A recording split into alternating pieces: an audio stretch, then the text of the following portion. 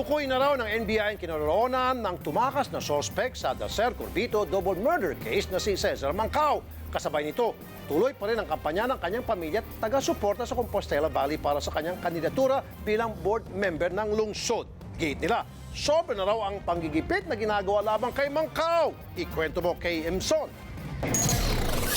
Palipat-lipat raw ng lugar ang ngayon pugante na si Cesar Mancao, dahilan para mahirapan ang mga taga-NBI na matumbok ang kanyang pinamumugaran. Pero tukoy na raw nila ang pinagtataguan ng dating Police Senior Superintendent na sospek at state witness sa Dacer Corbito double murder case.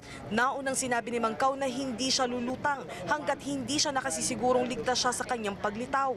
Pero ayon kay NBI Director Renato Cesar Rojas, pwede namang magkaroon ng kasunduan. Kung sakali makuha namin siya or siya sumurrender, ma-assure namin ang safety niya at dadalhin siya sa NBI, no?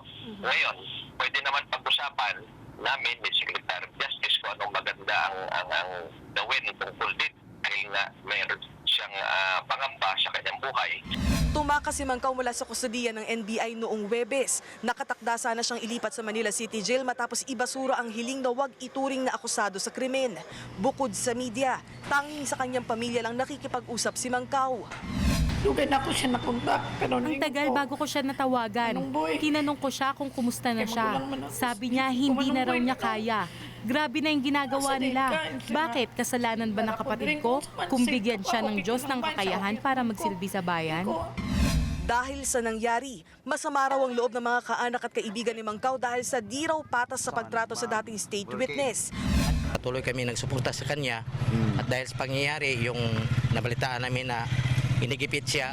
Patuloy din ang pangangampanya ng mga kababayan ni Mancao sa Compostela Valley kung saan tumatakbo siya bilang board member.